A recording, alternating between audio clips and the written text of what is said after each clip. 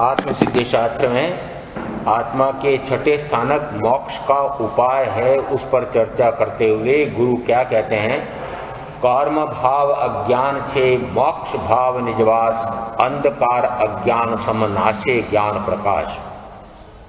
ये अज्ञानांधकार है तब तक रागादि भाव या कर्म भाव है, और ज्ञान के प्रकाश होते से अज्ञान का अंधेरा छटता है, और उसी समय कहा कर्म भाव के स्थान पर वह निज में वास यानी आत्मा में ही आत्मा का वास हो जाता है।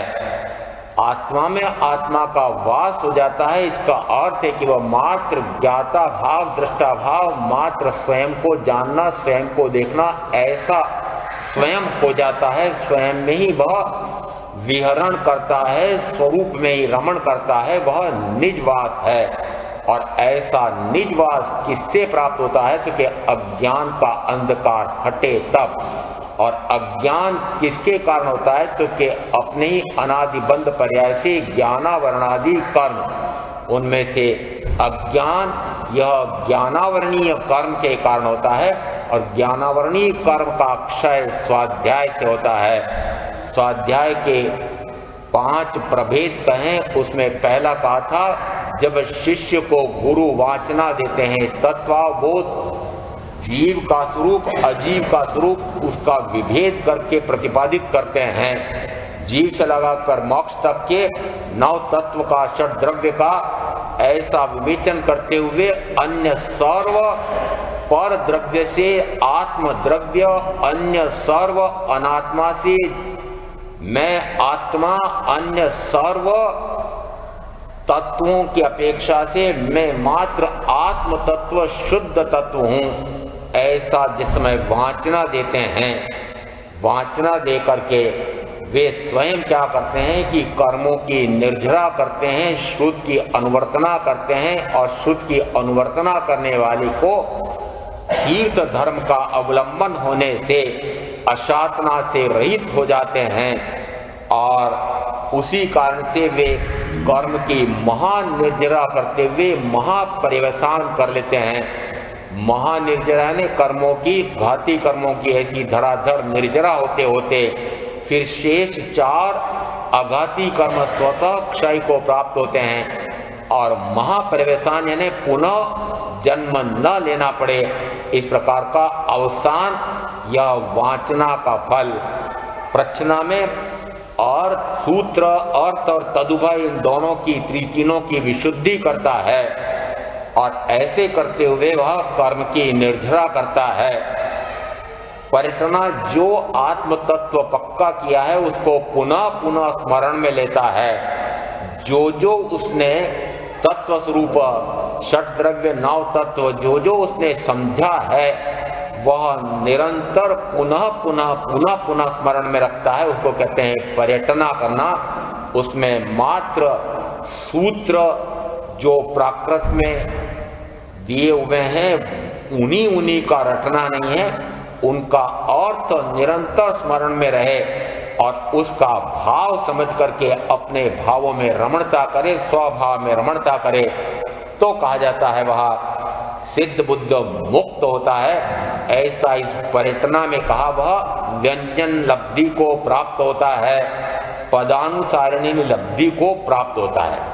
व्यंजना शक्ति, अभिव्यंजना शक्ति साहित्य में एक विशिष्ट शक्ति प्रकट होती है, और उससे एक पद को स्मरण करते से ही, एक तत्व का स्मरण करते से ही, एक गाथा का स्मरण करते से ही कई गाथाओं का, उससे संदर्भित कई विषयों का एक नए से विचार करते हुए कई नयों से, और ऐसे सर्व भावाभिगम को वह हृदयंगम आत्मसात करता है, उसको कहते हैं पदानुसारिणी लब्धि। जिस समय कहें कि यदि 48 ताले में मानतुंगाचार्य को राजा ने बंद कर दिया था, उस समय उनके पास ना कोई कागज है, न कलम है, न कुछ है, परंतु एक पद की रचना करते हैं। तीर्थंकर श्रद्धेय परमात्मा की स्तुति करते जाते हैं, और एक एक पद की रचना करते करते क्रमशः 48 पदों की रचना हो जाती है, श्लोकों की रचना हो जाती है। एक भाई को कहा जरा लालटेन दे करके आओ, और संध्या होने वाली थी, और श्रीमद राजचंद्र जिस समय जे स्वरूप समझा बिना पाम्यो दुख अनंत समझाव्यू ते पद नमूस, श्री सदगुरु भगवंत एक पद लिखते लिखते ये 7वें आत्म प्रवाद पूर्व का निरूपण 142 गाथा में मात्र 1.25 घंटे में पूरा कर लेते हैं। एक पद का स्मरण करने से कितना स्मरण आता है, उसको कहते हैं पदानुसारिणी लब्धि। यदि एक गाथा किसी आगम की देखी और तुरंत उससे संबंधित सारा विषय समझ में आ जाता है, ऐसी विशिष्ट लब्धि, ऐसी विशिष्ट शक्ति जो आत्मा को प्राप्त होती है, वह कहां तक ले जाती है? 17 व्याख्या प्रगति के अनुसार कहें तो कि इन 73 बोलों में से प्रत्येक बोल का फल है सिद्ध हो जाना, बुद्ध हो जाना, मुक्त हो जाना। इसका अर्थ है कि प्रत्येक बोल में वह ऐसी आत्मशक्ति जगा लेता है कि जैसे वह मुक्त हो जाता है। ऐसा कह करके फिर चौथा प्रभेद दिया अनुप्रेक्षा, और जिस समय कर्म की 10 अवस्थाएं उस पर चर्चा की थी, उस समय अनुप्रेक्षा पर हुआ था कुछ विषय। अनुप्रेक्षा साधक किस फल की प्राप्ति करता है, यहाँ इस 22वें बोल में उत्तराध्ययन सूत्र के 29वें अध्ययन में जैसा वर्णन है, वैसा का वैसा व्याख्या प्रकृति सूत्र के एक एक में संवृत अणगार क्या करता है, तो कहा वह आयुष कर्म को छोड़ करके शेष 7 कर्म प्रकृतियों का, उनमें से यदि उसने गाढ़ कर्म प्रकृति का बंद कर रखा है तो वह उनको मंद प्रकृति का कर देता है। यदि उसने तीव्र अनुभव बंद कर रखा हो तो वह मंद अनुभव बंद वाला कर देता है। यदि उसने दीर्घकालीन स्थिति बंद कर रखा है तो वह रस्वकालीन कर देता है, और बहुप्रदेशी बंद कर रखा है तो अल्प प्रदेशी कर देता है। असाता विधि का चय उपचय बार बार नहीं करता है। आयुष कर्म का बंद कदाचित करे कदाचित न करे, और ऐसा करते हुए वह अनंत संसार कांतार को शीघ्र ही व्युतिक्रम कर देता है, पारगामी हो जाता है। प्रथमतः जो कर्म के 4 प्रकार से प्रकृति, अनुभाव, स्थिति, प्रदेश बंद कहे हैं, उनमें से 2 बंद तो मन वचन काया के योग से होते हैं। एक प्रकृति बंद, दूसरा प्रदेश बंद। प्रकृति यानी कौन सी ज्ञानावरणादि 8 कर्म प्रकृतियों में से कौन सी प्रकृति का बंद पड़ा है। प्रदेश न आत्मा के असंख्यात प्रदेशों को कारण रगना के पुद्गलों ने कितना घेरा है, जकड़ा है, उसको कहते हैं प्रदेश बंद। और यह मन वचन काया के योगों से होता है। चूंकि योग है तो बाह्य के कार्य के लिए प्रवृत्त होते हैं, उस समय मन का, वचन का, काया या इंद्रियों का जो क्रियान्वयन है उसके पीछे आत्मा का भाव होता है। और आत्मा का भाव यदि काशायिक भाव है तो कर्म का आश्रव बंद है, और कषाय नहीं है तो कर्म का बंद भी नहीं वत है। इसलिए 11वें, 12वें, 13वें गुणस्थान वर्ती के क्योंकि कषाय सद्भाव में नहीं है, इसलिए उनके एक समय का बंद, दूसरे समय में उदय, तीसरे समय में निर्जीर्ण, चौथे समय में क्षय को प्राप्त हो जाता है। उस बंद को नहीं वध कहा है। परंतु यदि कषाय का भाव है, सांप्रायिकी क्रिया, कषाय सहित जो जो क्रिया हो रही है उसे सांप्रायिकी क्रिया कहते हैं, और जो कषाय से रहित है वह इरियापतिक क्रिया है। जिस समय कषाय है तो उस समय चारों प्रकार से उसमें से मुख्यतः स्थिति बंद यह दीर्घकालीन होगा। यदि कषाय तीव्र है तो उसी प्रकार से अनुभाव बंद यह भी तीव्र होगा। बंद किया था उस समय तो मैंने हंसते हंसते कर लिया था, परंतु जिस समय उस कर्म का उदय आता है तो रोते झींकते हैं, और ध्यान करते हैं, पुनः कर्म का बंध कर लेता है। पर ज्ञानी क्या करते हैं? ज्ञानी कहते हैं चाहे मैंने अज्ञानता में, मिथ्यात्व में और उन्हीं दोनों के कारण से, मिथ्या मोहादि के कारण से अनंत कर्म का बंध कर लिया हो, परंतु जिस समय वे कर्म उदय में आते हैं, ज्ञान के बल से, ज्ञान किससे कि वीतराग वाणी के संबल से, यदि आत्म तत्व पक्का हो गया है, यदि कर्म रूप में नहीं हूं, मैं तो कर्म से रहित शुद्ध सिद्ध समान आत्मा हूं, ऐसा उसने पक्का समझ लिया है, तो उस चौथे गुण स्थान से वह क्या प्रारंभ करता है? तो कि वह निरंतर आयुष कर्म को छोड़ करके शेष 7 कर्म प्रकृतियों को इन चारों अपेक्षाओं से मंदतम कर देता है। और ऐसा करते हुए वह सर्व घाती कर्मों का क्षय कर देता है।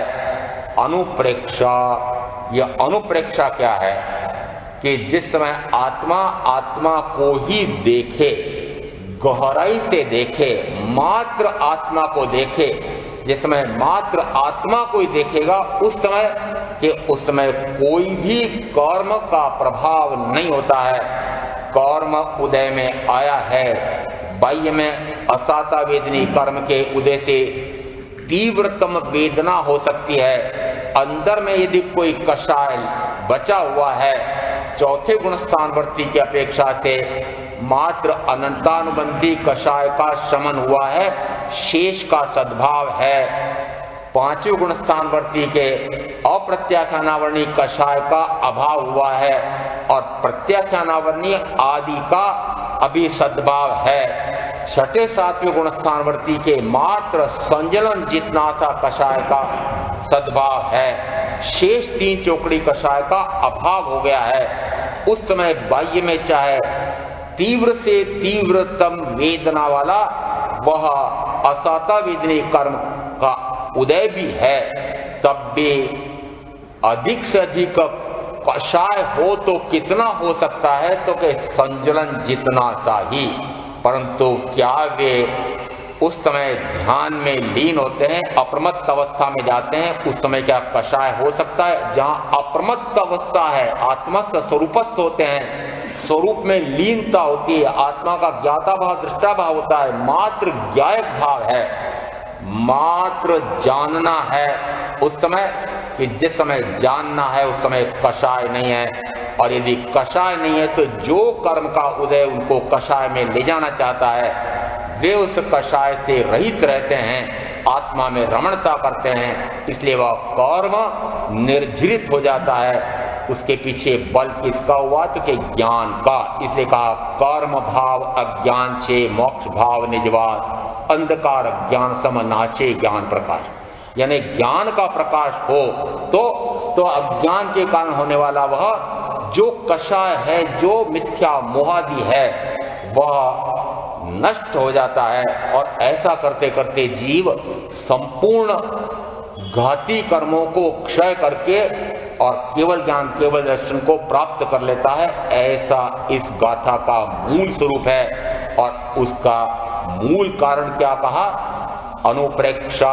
जिस समय जीव अपने आप को देखता है, पर पदार्थ को देखना पूर्णतः बंद कर देता है, उस समय अपने आप को जानता है, पर पदार्थ को जानता ही नहीं है।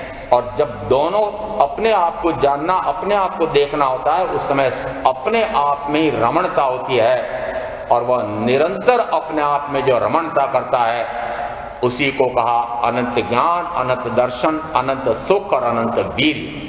ऐसा स्वरूप प्रकट होता है, उसका मूल कहा अनुप्रेक्षा। यहाँ अब ये अनुप्रेक्षा स्वाध्याय का भेद है, परंतु यही अनुप्रेक्षा धर्म ध्यान में भी है। 4 प्रकार की अनुप्रेक्षाएं वहां पर भी आई हैं, और इसी प्रकार की अनुप्रेक्षाएं शुक्ल ध्यान में भी आई हुई हैं। इसका अर्थ है कि अनुप्रेक्षा यह स्वाध्याय का भेद और ध्यान में कितना सा एक महीन अंतर है कि अपने को देखता देखता वह आत्मस्थ हो जाता है, और आत्मा में ऐसी रमणता हो जाती है कि एक समय के लिए भी पर पदार्थ पर दृष्टि न जाए, वह शुक्ल ध्यान होता है। शुक्ल ध्यान होते से केवल ज्ञान, केवल दर्शन प्रकट होता है। यह अनुप्रेक्षा इतना विशिष्ट है, यह स्वाध्याय का ही भेद है। और इस अपेक्षा से स्वाध्याय का कितना महत्व है कि स्वाध्याय से ठेठ मोक्ष। पांचवा भेद वांचना जैसा मानना चाहिए, क्योंकि यहां है पांचवा धर्म कथा। आपने कथाएं तो बहुत सुनी हैं। जिस समय पूर्व के काल में या वर्तमान के काल में निरंतर जो कथा सुनते हैं वह कौन सी होती है? स्त्रियों की अपेक्षा से कहा जाता है पुरुषों की अपेक्षा से कहा जाता है स्त्रियों की कथा। स्त्री कथा, भात कथा, देश कथा, राज कथा, ये 4 प्रकार की कथाओं के साधन तो आपको तुरंत विद्यमान हैं। एक व्यक्ति दूसरे व्यक्ति से, एक बहन दूसरी बहन से मिलते से भी कथा शुरू होती है। और अब तो एक दूसरे से मिलने की, पड़ोसी के यहाँ पर जाकर के तेरी सास कैसी और मेरी कैसी और तेरी बहू कैसी मेरी बहू कैसी, ऐसी पूछने की आवश्यकता नहीं है। अब तो रिमोट हाथ में है, बुद्धू डिब्बा सामने पड़ा हुआ है और आपके इंटरनेट में जो चाहो वह पूरे देश विदेश की खबरें तुरंत मिलती हैं। तो वहां सारी वी कथाएं तुरंत तैयार हैं। और जितनी जितनी वी कथा में जा रहे हैं उतना उतना धर्म ध्यान से, आत्मकथा से पूर्णतः विपरीत जाकर के कर्मों का पहाड़ लगा रहे हैं। सबने बंद कर दिया होगा वी कथा करना, तो बंद कर दिया होगा। वी कथा सुनना तो सबने बंद कर दिया होगा, क्योंकि वी कथा से कर्मों का पहाड़ लगता है। और वी कथा का सबसे बड़ा साधन, जिसको आज आप बड़े चमत्कृत होकर के बड़ी प्रशंसा करते हैं कि आज ऐसी सुविधा, इंटरनेट पर ऐसी सुविधा हो गई है, ये टीवी में ऐसा ऐसा ऐसा ऐसा पूरे विश्व से हम जुड़े हुए हैं। अपने से जुड़े हुए हैं क्या? पूरे विश्व से तो जुड़ना चाहते हो? अरे बाहर में जुड़ोगे तो अपने से जुड़ना छूट जाता है, और अपने से जुड़ोगे तो बाहर में जुड़ना छूट जाता है। परंतु आप तो पूरे विश्व को समेट लेना चाहते हैं। मैं अपने आप में सिमट जाऊं, ऐसा तो नहीं करते हैं और सारे विश्व को अपने में समेटते हैं। एक छोटे से यंत्र में आपका पूरा विश्व सिमटा हुआ है। परंतु जैसे जैसे उसमें अधिक से अधिक आप प्रविष्ट होते हैं, वैसे वैसे अपने से बाहर होते जाते हैं और स्वभाव से विभाव में जाते हैं। आत्मकथा से, धर्म कथा से वी कथा में जाते हैं और अनंत कर्म का बंद होता है। अभी मात्र यहाँ पर धर्म कथा किसे कहते हैं? यह है धर्म कथा करने वालों को किस फल की प्राप्ति होती है? तो कहा वह कर्मों की निर्जरा करता है। अब यह स्वाध्याय का ही एक भेद है, परंतु स्वाध्याय करने में, स्वाध्याय के फल में ज्ञानावरणी कर्म का क्षय, शेष 4 में भी आया वह कर्मों का क्षय करता है। और 5वें में भी आया है धर्म कथा का फल है कर्मों की निर्जरा करता है। और ऐसा धर्म कथा करने वाला धर्म की, शासन की प्रभावना करता है, और शासन की प्रभावना करने वाला वह प्रभावक, यह आगामी भद्रिकता हेतु बंद करता है। बड़ा विचित्र हो गया। धर्म कथा, आत्मकथा करो और कर्म बांधो, परंतु वह कर्म बंध कौन सा है कि ऐसा विशिष्ट से विशिष्टतम है कि जिसमें देवगुरु धर्म का सानिध्य अधिक से अधिक मिलता है। यहां शब्द है आगामी भद्रिकता हेतु। यदि इसका एक भाव उस कारण से बढ़ जाता है कि उसको एक देव गति का भाव करके सुकुल उत्पत्ति मनुष्य भाव में जाएगा और वह भद्र पुरुष होगा, वहां या तो विरहमान परमात्मा का या भरत क्षत्र है तो तीर्थंकर परमात्मा का सानिध्य प्राप्त होता है और उनसे वह बोधि लाभ की प्राप्ति करके संयम लेकर के उसी भाव में मोक्ष चला जाता है। तो यहाँ पर यह बंध भी कुछ विशिष्ट प्रकार का है, जिसमें स्थिति बंध तो कम होता है, अनुभव बंध तीव्र होता है, उसको फल तीव्र उत्कृष्ट से उत्कृष्टतम मिलता है और कम से कम समय में वह मुक्त हो जाता है। इस प्रकार का यह धर्म कथा करने वाले को, शासन की प्रभावना करने वाले को ऐसा लाभ दिया है। और बृहत्कल्प सूत्र में ये ऐसे धर्म कथा के अधिकारी के लिए वर्तमान अपेक्षा से आचार्य और उपाध्याय दो, आचार्य भगवंत उपाध्याय भगवंत एक भाव करके मोक्ष में जाने वाले कहे गए हैं। क्यों कहा कि ये क्या करते हैं कि आचार्य के लिए आए हुए सर्व तीर्थवासियों को ज्ञान दर्शन चारित्र तप रूप मोक्ष मार्ग पर आरूढ़ करते हैं, स्वयं भी उसी मार्ग पर चलते हैं और अन्य तीर्थवासियों को भी उसी मार्ग पर चलने के लिए प्रेरणा देते हैं, मार्गदर्शन करते हैं। और यदि कोई विचलित होने लगे तो उनको पुनः स्थिर करते हैं। और ऐसे ही उपाध्याय भगवंतीय सर्व तीर्थवासियों श्रावक श्राविका साधु साध्वी उनको आगमों का रहस्य मर्म गीतार्थ गूढ़ार्थ समझा करके तत्वावबोध दे करके और मोक्ष के मार्ग पर चढ़ाते हैं, स्वयं भी उस मोक्ष के मार्ग पर तेजी से दौड़ते हैं, आत्मा में तेजी से उनका विहरण होता है और अन्य उनके सानिध्य में जाने वाले उनको भी उसी प्रकार का पथ प्रदर्शित करते हैं। इसलिए इनको एक भाव में मोक्ष होता है, ऐसा कहा जाता है। ये धर्म की प्रभावना करने वाले कहे गए हैं। यह आत्मकथा धर्म कथा यह कैसी होती है तो स्थानांक सूत्र के चौथे स्थान में 4 प्रकार की कथाएं कही गई हैं। उसमें कथा करने वाले को कथाकार ऐसा भी कहते हैं और कथा करने की पात्रता किसको है। आचारांक सूत्र का प्रथम स्कंद कहता है कि कुशल ही प्रवचन कर सकता है और कुशल मात्र तीर्थंकर भगवान के लिए आया है। तीर्थंकर ही कुशल हैं और कुशल ही प्रवचन के अधिकारी माने गए हैं। वे सिद्धांत बोध और उपदेश बोध दोनों, सिद्धांत का प्रतिपादन भी करते हैं और उसके साथ में क्या करना चाहिए क्या नहीं करना चाहिए ऐसा उपदेश बोध यह भी देते हैं। वे यह भी जानते हैं कि सभा किस प्रकार की है। उसमें कथा करने वाले, आत्मकथा करने वाले के लिए आया है, वह पहले जाने कि उसकी श्रोता सभा में कौन व्यक्ति बैठे हुए हैं, वे किस देव को मानते हैं।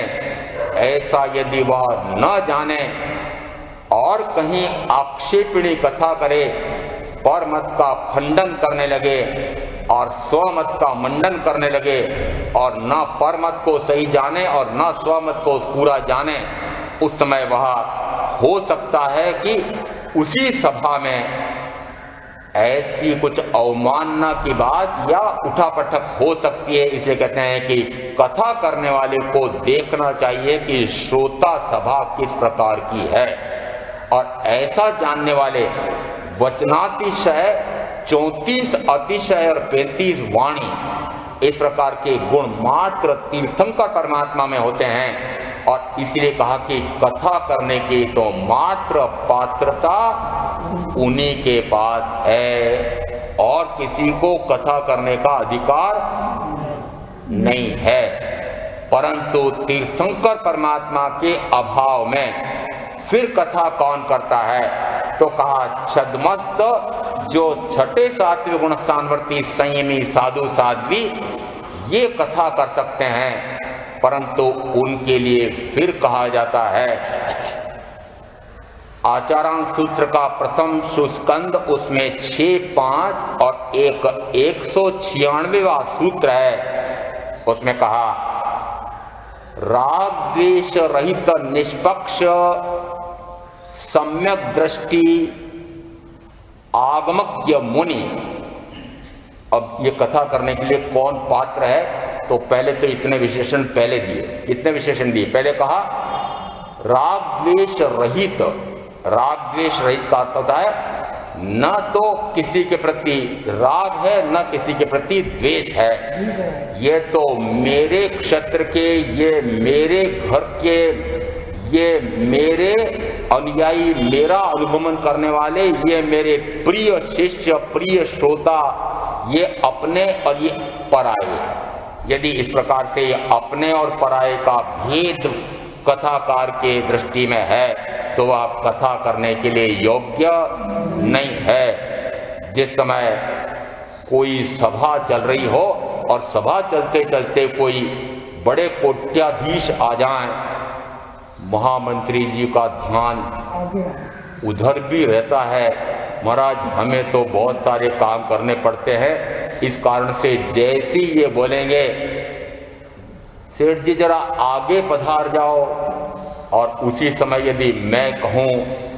कि दया आगे दया पाल लो तो मेरी कथा करने की पात्रता चली गई है। निष्पक्ष यानी वह धनवान है या निर्धन है, यदि यह दृष्टि में रख करके कथा करता है तो कथा करने की पात्रता नहीं है। भगवान महावीर के पास सृष्टि सुदर्शन भी जाते हैं और एक मालागार भी जाते हैं, परंतु क्या उन्होंने भेद किया? एक बड़ा भी जाता है और एक बालक 6 वर्ष का एवंता कुमार भी जाते हैं, क्या उन्होंने भेद किया? एक छोटा सा अकेला बच्चा आया है और सभा में कोई है ही नहीं, अकेले बच्चे को महावीर कथा कर रहे हैं। बड़े विचित्र है, अकेले को। और कोई सभा बड़ी हो, कोई समझने वाले हों, कोई तत्व ज्ञान समझने वाले हों, उनको कथा करने बैठे तो ठीक है, उस 6 वर्ष के बच्चे को कथा कर रहे हैं। क्यों कहा निष्पक्ष, उनको किसी का कोई पक्ष नहीं है, यह धनवान है कि यह निर्धन है कि यह समझदार है कि यह समझने वाला नहीं है। उनको तो जो भी उनको मुमुक्षु भाव लेकर के आता है उनको समझाते हैं। ऐसा वैसा मुनि के लिए कहा हुआ राग द्वेष रहित, न तो उनको किसी संप्रदाय अपेक्षा से किसी से राग हो, न मतपंथ संप्रदाय या क्षत्रिय की अपेक्षा से कोई राग हो, या न भिन्न क्षत्रवासी भिन्न संप्रदाय के भिन्न को मानने वाले ऐसे के प्रति किसी भी प्रकार की ग्लानि का भाव ना हो, और एक समान सबको कथा करते हैं। उस समय कहा जाता है वे कथा करने के लिए योग्य हैं, अन्यथा कथा करने के लिए योग्यता नहीं है। राग द्वेष रहित पहला शब्द, फिर आगे शब्द और देते हैं निष्पक्ष, किसी को किसी का पक्षपात नहीं है। पक्षपात का क्या अर्थ कि किसी को तो वे रुचि से समझाएं और किसी से बात ही ना करें। ऐसे उदाहरण आप लोगों को ज्यादा है और मुझे भी सुना जाते हैं। महाराज जैसे हम पहुंचे थे पता लगा अभी महाराज साहब ध्यान में हैं, अभी अमुक भगवान वे चर्चा वार्ता में हैं। अब कौन सी चर्चा और कौन सी वार्ता और कौन सा ध्यान हो रहा है? कपाट बंद है, कपाट बंद है। वो नाथद्वारा के ठाकुर जी का मंदिर मैंने देखा था, 5 बार उनके यहाँ कपाट बंद होते हैं और 5 बार खुलते हैं। प्रातः काल कलेवा होता है और फिर उसके बाद अमुक अमुक समय बाहर इतनी भीड़ जमा होती है, और उसके बाद जैसे कपाट खुलते हैं वैसे सारे के सारे भक्त दौड़ते हैं। ऐसे ही यदि साधु के भी कपाट खुलते हों और बंद होते हों तो राग द्वेष रहित निष्पक्ष मुनि शब्द तो इस प्रकार का दिया है। अरे वे तो दर्शन के लिए सदैव खुले हैं।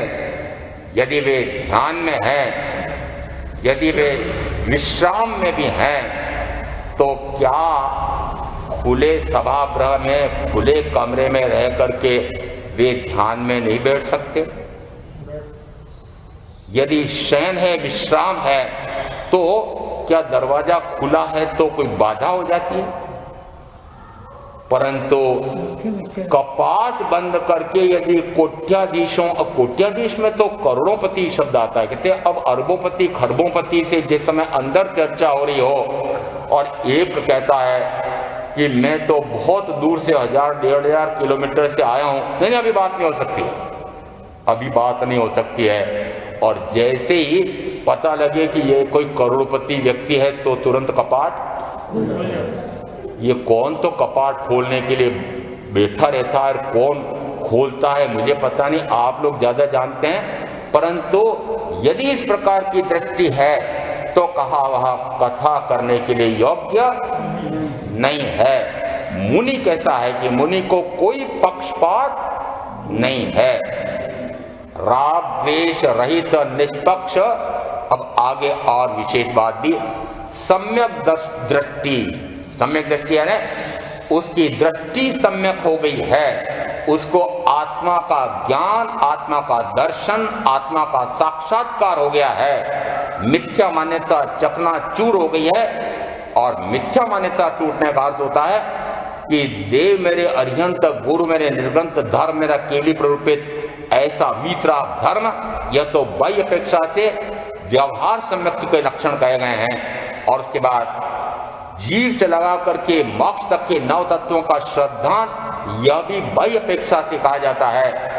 हो सकता है आचारांगादि का तो ज्ञान हो और आत्मज्ञान ना हो, 9 तत्व का श्रद्धान तो हो परंतु आत्मश्रद्धान, आत्म प्रतीति, आत्मरुचि, आत्मदर्शन, आत्म साक्षात्कार, परमात्मा दर्शन ना हो। और बाह्य में 5 महाव्रत आदि का पालन तो हो परंतु स्वरूपाचरण चारित्र ना हो।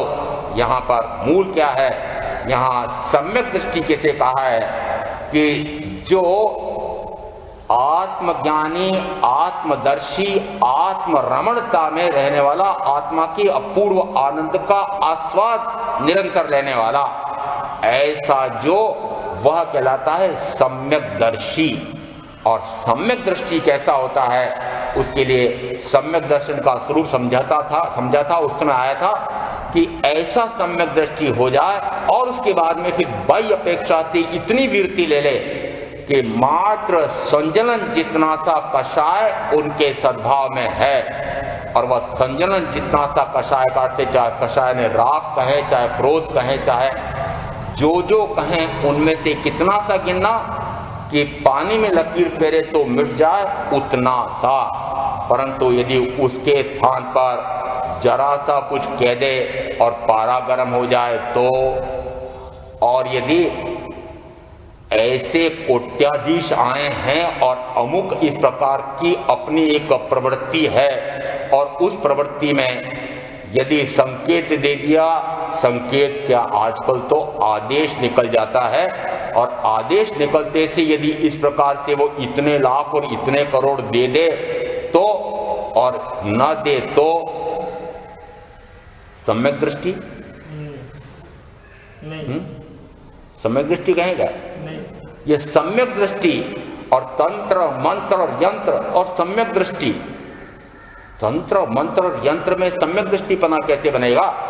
यदि तंत्र मंत्र यंत्र में विश्वास करते हैं तो भगवान महावीर के कर्म सिद्धांत में विश्वास नहीं है, और कर्म सिद्धांत में विश्वास है तो तंत्र मंत्र यंत्र में विश्वास नहीं हो सकता है। और यदि ऐसा हो रहा है तो सम्यक दर्शन नहीं है, सम्यक ज्ञान नहीं है, सम्यक चारित्र नहीं है, रत्नत्रय नहीं है, मिथ्यात्व है, पहला गुणस्थान है। बाह्य में मात्र वेश पहन लिया उससे हम कहें कि संयमी है, ऐसा नहीं है। यहाँ कहा है राग द्वेष रहित निष्पक्ष सम्यक दृष्टि, और आगे दिया फिर आगमज्ञ मुनि।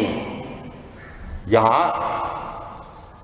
न जाने कितनी कितनी आगम रत्नाकर और आगम ज्ञाता और आगमज्ञ और पता नहीं क्या क्या उपाधियां तो मैंने भी लगवा ली हों, परंतु वस्तुतः आगमों का रहस्य, मर्म, गीतार्थ, गूढ़ार्थ जो रहस्य जानता है वही कथा करने का अधिकारी है, अन्य नहीं।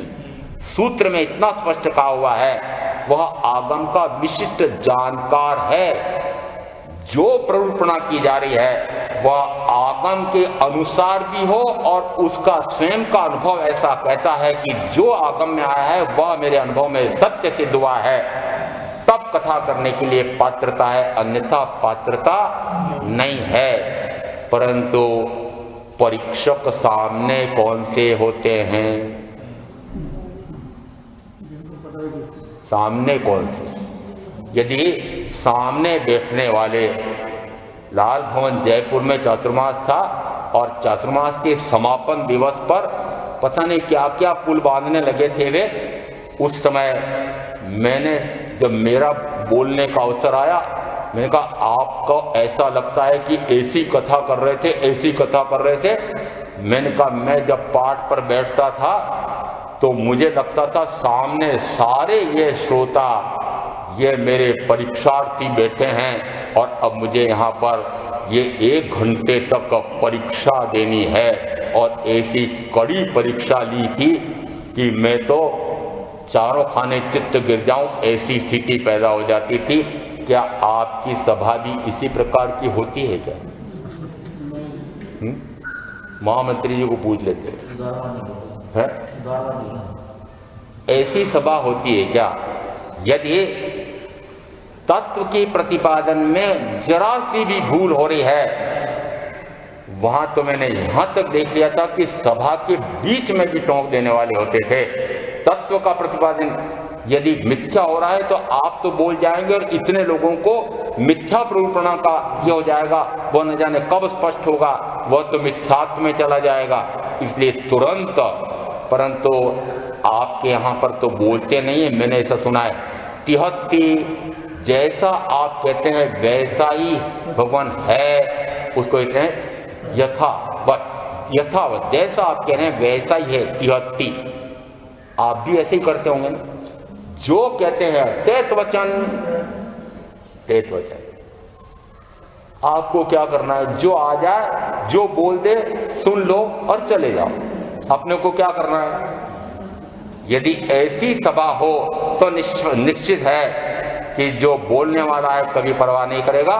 परंतु यदि सभा चौकन्ना है, यदि वह कुछ जानता है कि नहीं तत्व का स्वरूप ऐसा नहीं ऐसा होना चाहिए, और यदि भिन्न प्रकार की प्रवृत्ति हो रही है, तो वह तुरंत चेहरे पर उसका ऐसा भाव प्रकट हो जाएगा कि उस समय वक्ता को सावधान होकर के भरपूर स्वाध्याय करके फिर पाठ पर बैठना पड़ेगा।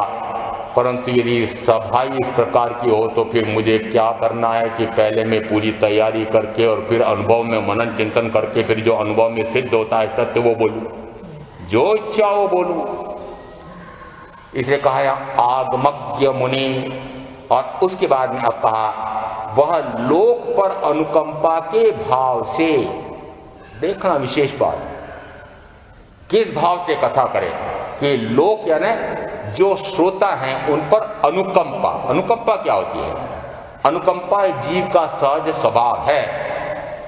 यदि मुझे ज्ञान दर्शन चारित्र रूप रत्नत्रय धर्म ऐसा मोक्ष का मार्ग प्राप्त हुआ है और ऐसे मार्ग पर चल करके जन्म जरा मृत्यु के दुख से मुक्त होने का उपाय मिल गया है, मोक्ष का उपाय मिल गया है, तो मुझे ऐसी करुणा आती है, ऐसी दया आती है, ऐसी अंदर में निष्करण करुणा फूटती है कि इन जीवों को भी ऐसा जन्म जरा मृत्यु के से मुक्ति का मार्ग मिल जाए, और कोई स्वार्थ नहीं है। सूत्र कृतांग सूत्र के द्वितीय स्कंद में प्रथम ही अध्ययन में आया है, कथाकार अग्लान भाव से कथा करे, यानी प्रसन्नता पूर्वक प्रमोद पूर्वक आनंद में मग्न होता हुआ इस प्रकार से कथा करे।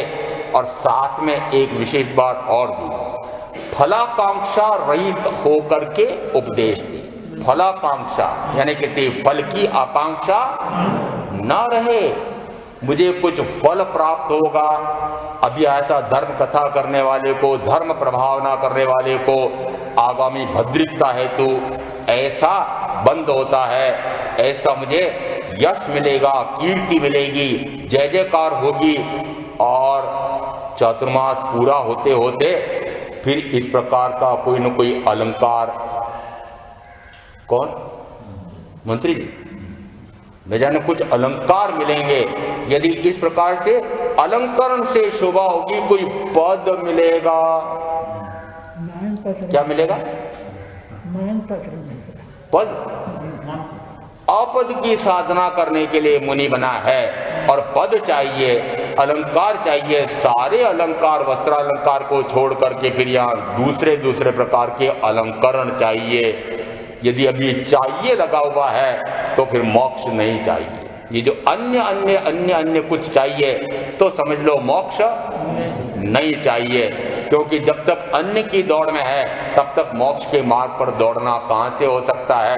इसलिए कहा राग द्वेष रहित निष्पक्ष सम्यकदर्शी आगमज्ञ मुनि लोक पर अनुकंपा भाव से धर्म का आख्यान करे। अब धर्म का आख्यान, यहाँ आख्यान का अर्थ धर्म कथा करना है। धर्म का आख्यान करे, व्याख्या शब्द उसी से बनाइए, धर्म की व्याख्या करे। अब धर्म की व्याख्या कैसे होगी? तो कहा वे धर्म में विभेद करके उसके सुफल का प्रतिपादन करें। धर्म में विभेद करके, बड़ा विचित्र शब्द आ गया आगम में, विभेद करके। विभेद किसको कहा? धर्म में तो कोई विभेद नहीं है, परंतु वस्तुतः ये जो जीव और अजीव में भेद है, जड़ और चेतन में जो भेद है, संसार मार्ग और मोक्ष मार्ग में जो भेद है, वह कहलाता है विभेद। तो दोनों को पूर्णतः भिन्न भिन्न, यह तो उपादेय मार्ग है, यह हेय मार्ग है, ऐसा भेद करे। यह तो आत्म तत्व है, यह अनात्म तत्व है, ऐसा विभेद करे। और ऐसा विभेद करके जिससे आत्मा का शुद्ध स्वरूप प्रकट हो, भेद प्रकट हो, ऐसा वह आख्यान करे। उसे कहा धर्म का सुफल प्रतिपादित करे। जिसमें ऐसा आत्म धर्म प्रकट होता हो, आत्मा की शुद्धावस्था प्रकट होती हो, उसे कहा धर्म का आख्यान। और वह धर्म का आख्यान कैसे हो कि आत्मा इस प्रकार से विकारी भावों से कर्म भाव रूप होता है, और ऐसे ज्ञान भाव से वह ज्ञान रूप होता है। और जिस समय ज्ञान रूप होता है उस समय निज में वास करता है, और निज में वास करता है उस समय वह अपूर्व आत्मिक आनंद का आस्वाद लेता है। ऐसा जिस समय वह करता है उस समय वह सिद्ध बुद्ध मुक्त होता है। ऐसा धर्म का सुफल, सुफल कौन सा होना चाहिए? धर्म का सुफल यानी बाह्य में किसी प्रकार से इंद्रिय विषयों का सुख, ऐहिक सुख, भौतिक सुख, इसका यह अर्थ नहीं है। यहाँ पर वह क्या बताए तो कि उसको सुफल यानी धर्म से आत्मा की शुद्धि प्रकट होती है, विकार से निर्विकार अवस्था प्रकट होती है। ऐसा धर्म का सुफल प्रतिपादित करे। और उसके बाद में फिर आगे, ये तो सामान्य अपेक्षा से कहा है, और अब आगे कहा कि कौन कौन से बिंदुओं पर वह व्याख्या करे। तो उसमें कहा वह वैराग्य, उपशम, शांति, शांति शब्द अलग है, शांति है क्षमा का प्रतिरूप है, शांति। फिर कहा आर्जव, मार्दव, लाघव और निर्वाण, और उसके बाद कहा अहिंसा का प्रतिपादन करे। यहाँ सारे बिंदु अलग अलग देकर कहा कि मात्र इन बिंदुओं पर ही वह प्रवचन कर सकता है, अन्य पर नहीं। मुझे तो यहाँ तक बांध रखा है कि इन बिंदुओं पर ही चर्चा करना, अन्य बिंदुओं पर चर्चा करने का तुम्हारा अधिकार ही नहीं है। तो इतना तो बांध रखा है, इतना तो जकड़ रखा है कि इन्हीं बिंदुओं पर बात करना है। तत्व चर्चा मात्र कितनी करनी कि जिससे वैराग्य बढ़े, राग आदि से परे हटता चला जाए, जिससे आत्मा के विकार मिटे, निर्विकार अवस्था प्रकट होती चली जाए, ऐसा कहलाता है यह वैराग्य। दूसरा किया उपशम, जो कर्म में निरंतर तीव्रता होती है, चाहे वह राग तीव्र है या कषाय तीव्र है, तो तीव्र ही बंद होता है। उसके स्थान पर क्या करो? इनका उपशमन करो, उसे कहा उपशम। तो यहाँ पर स्पष्ट प्रतिपादित किया है कि कैसी कथा करे कि जिससे उसका निरंतर ज्ञानार्जन होकर के फिर रागादि से भ्रमित होकर के वह वैराग्य में, वीतरागता में परम भीतरा परम शुद्ध अवस्था में चला जाए, मात्र स्वरूप में चला जाए, ऐसा जिसका फल हो ऐसा धर्म का आख्यान करे। आज आपके व्यावहारिक जीवन में, सांसारिक जीवन में कुछ विशिष्ट त्योहार कहा जाता है और उसमें एक शब्द उसमें दशहरा है। 10 का हरण करने वाला, जिसके 10 प्रकार के सिर हों उसका हरण रावण राक्षसी वृत्तियों वाला कहा जाता है। हरण कर लिया था सीता का, तो उसका भी 10 सिर का हरण कर लिया। इस अपेक्षा से यह दशहरा माने। और उत्तराजन सूत्र में आया हुआ है, एगे जिया जिया पंच जिया, एगे जिया जिया पंच पंच जिया जिया दस दस्सा उत जनिताम तप सत्तु जनामाम एकप्पा आदि सत्तु कसाया इंद्रियाण्य ते जनित जहानानम विहरामि अहम मुनि। कि वहां का एक को जीतो तो 5 जीती जाती हैं। एक कौन है? तो एक अपेक्षा से आप मन कहते हैं, परंतु वस्तुतः मन यह तो मेरे ही आदेश से मनन करने का कार्य करता है। यहाँ पर एक कौन है? तो दूसरी का अर्थ आया एकप्पा अजी सत्तु। तो यहाँ एक आत्मा ही अजित शत्रु है। तो किस पर विजय प्राप्त करना है? तो कहा एक आत्मा पर विजय प्राप्त करो। तो आत्मा पर विजय प्राप्त करने से ही इन 5 इंद्रियों पर विजय प्राप्त हो जाती है। ये इंद्रियां निरंतर अपने अपने विषय को ग्रहण करके अनुकूल मिलने पर रति में, प्रतिकूल मिलने पर अरति में जाकर के निरंतर कर्म का आश्रय बंद होता रहता है। तो फिर इन पर विजय करना हो तो क्या करो कि अपने आप पर विजय करो।